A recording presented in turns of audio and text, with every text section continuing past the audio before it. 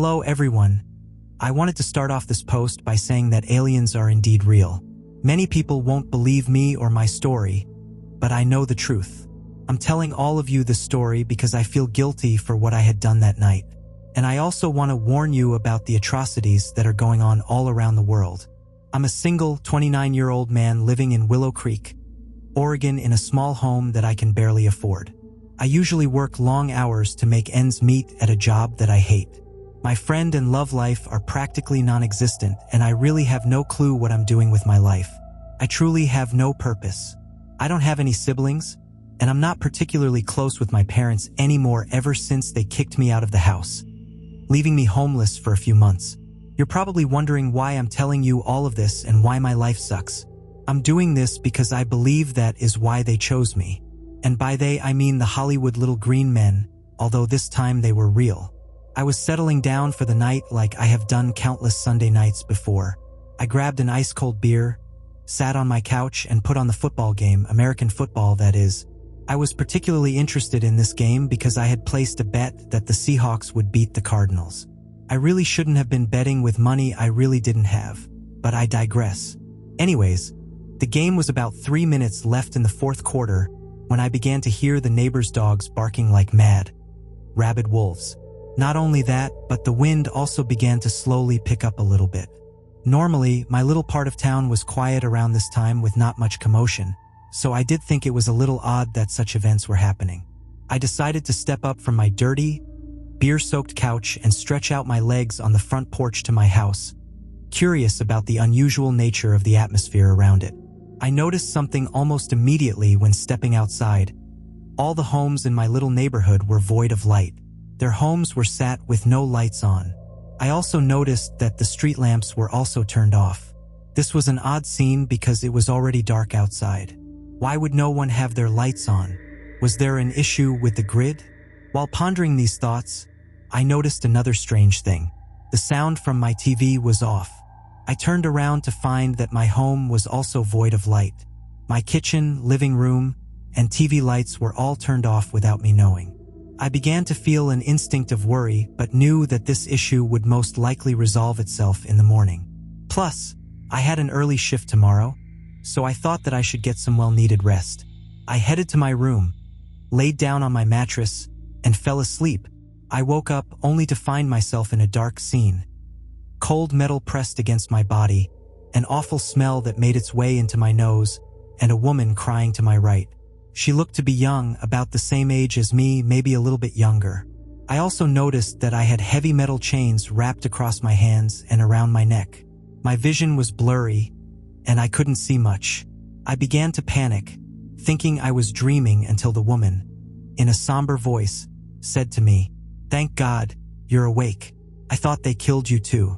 I was confused, more than anything now, but thankfully my vision was beginning to improve as my eyes adjusted to the darkness. The room we were in was about 15 feet long and about 15 feet wide. It was made up of a dark purple metal that I did not recognize. There was an almost dim light in this room, but I found no source for where it could have originated. I also noticed that there were no doors or windows, seemingly no entryway or exit. I finally noticed another person in this room to my left. It was a man with pale blue skin, who seemed to be unconscious. The women spoke again. "Are you okay? Do you know what's happening? Did you see them?" I noticed that she was chained up in the Y I was, but the man to my left wasn't. I spoke to the woman. "What's going on here? Where am I?" She looked disappointed in my response, probably expecting me to give her an answer to what I had asked her. She said, damn it, why is this happening to us? Why are they doing this to us?" I was still confused, hoping for some kind of answer when I asked her, "Please, tell me what's going on?" She replied, "I don't know. And if I did, I would have told you by now so we could get the hell out of here." She paused and then continued, "I'm sorry, I'm just really confused."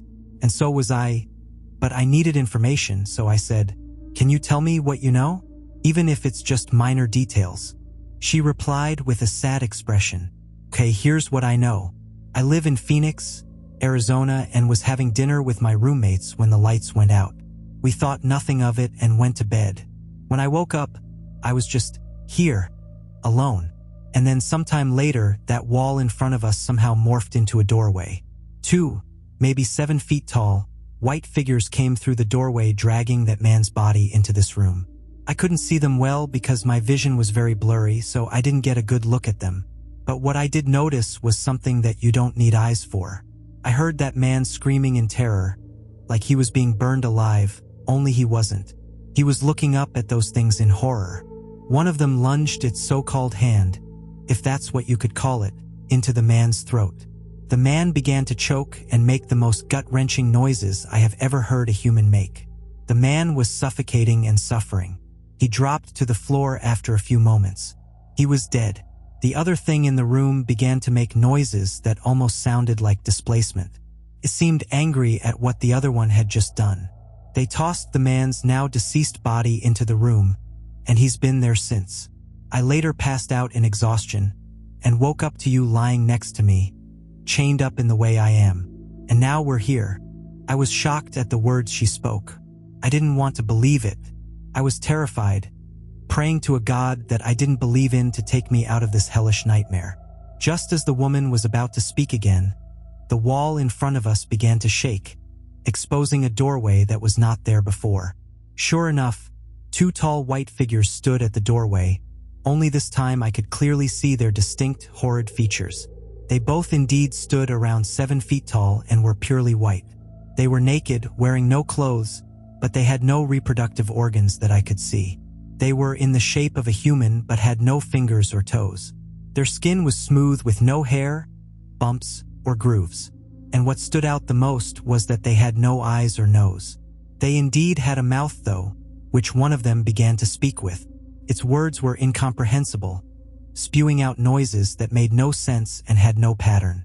Its voice was raspy and had a deep tone to it. It began to attempt its speaking again, only this time I could almost make out what it was trying to say. Let's play. I didn't know what it meant by this, but I didn't have to because after it said this, its face began to form 2 eyes. As soon as I looked into its newly formed red eyes, I began to feel nauseous and fell back, leaning onto the wall behind me. I passed out cold. I woke up in a different room, only this time, it was much larger than the previous one I'd remembered, and it was made from a lightly colored material. I was sitting in a comfortable cushioned chair with a small table post directly in front of me. Further in front was one of these things from before, dressed in some kind of black clothes and was holding something. I couldn't tell exactly what it was, but it resembled some kind of small, dark stick with a large foam ball attached to the top of it. Behind it was maybe 10 rows of bleacher seats that sat more of these things which were all dressed in what I could only assume to be fancy alien-like attire. I looked to my left and noticed 3 more people sat in the same chair with the same table. And to my right, the woman I had met merely moments earlier.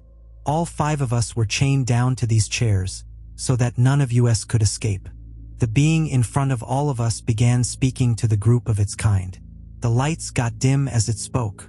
I couldn't understand a single thing it was saying, and I could tell based on my fellow humans' expressions. Neither could they. The thing in front of us, which I will now refer to as an alien, turned to face us. We all squirmed in fear, anticipating its next actions. One of the humans seated at the far left of me spoke out. "Who are you people? Let me go. I'm a rich and powerful man. I can sue you.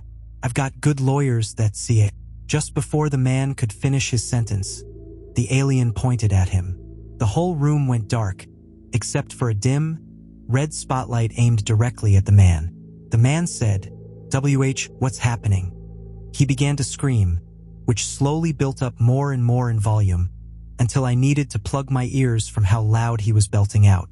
I noticed that the aliens in the back of the room pulled out what I could only assume to be clear umbrellas, as if they were in the splash zone at SeaWorld or something. And then, something happened that I can never unseen and will be engraved into my brain for as long as I live. The man's head exploded into hundreds of pieces, spewing blood and brains all over his section of the room. A girl that was to the right of him screamed in horror as she was now covered in his remains. I couldn't believe what I saw. The alien in the front bowed to its audience, which made them erupt into clapping and cheering. The lights turned back on and the alien, which I now knew to be a host, began speaking into the thing it was holding. I also learned now that it must have been a microphone that he was holding. The alien host began speaking its foreign language again, gesturing towards us. Then suddenly, a transparent hologram screen appeared in front of all our tables. It read, "Galactic Odyssey Company" in perfect English. I noticed that the man directly to my left had a similar screen, although his words were in what I could only assume to be Japanese.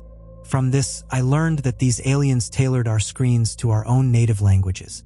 The alien audience began to clap for a few seconds until their host began to speak again. After it said a few words, all our screens changed and showed us a question with 3 answers below it, and above the question was a timer that was counting down from 30 seconds. I quickly understood what was happening here. We were on some kind of alien game show and had to answer questions or they'd kill us, like they just killed that other guy for not cooperating. I turned to my right and already noticed that the woman was reading her question. The host made a growl at me for this, and I quickly turned my head towards it. It shook its head side to side, and so I looked back at my screen. The question read, "How many planets are in your local solar star system? A, 3B, 9C, 8. I wasn't actually sure what the answer was. I wasn't a science geek, so how would I know? I knew that it couldn't be option A because there were definitely more planets than 3. I began to count in my head: Mercury, Venus, Earth, Mars, Jupiter, Saturn, Uranus, and Neptune. Wait, was Pluto a planet? Was the answer 9? I looked up to find that I only had 10 seconds left. I noticed to my right that the woman had already pressed one of the answers, although I couldn't tell which one. I think these aliens set up the screens in such a way that we couldn't cheat. 5 seconds left. 3, 2, I pressed option C out of a sheer guess. I wasn't sure of the correct answer. Once the timer hit 0, an ear-pearling noise filled the room. The question disappeared, and my screen lit up green. Did I get it right? I turned to my right and noticed that the woman's screen was also the same color as mine. I turned to my left, and the man beside me had a screen filled with red. He must have got the answer wrong. The audience of aliens began to laugh at the man uncontrollably. The man looked up at the host and began pleading in a language that I did not understand.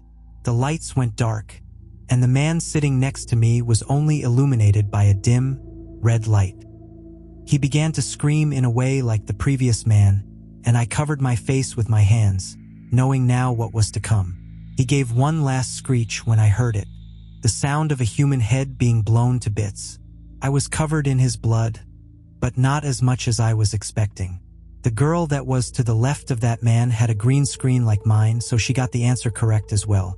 The next thing that happened was the host speaking again, talking to the audience.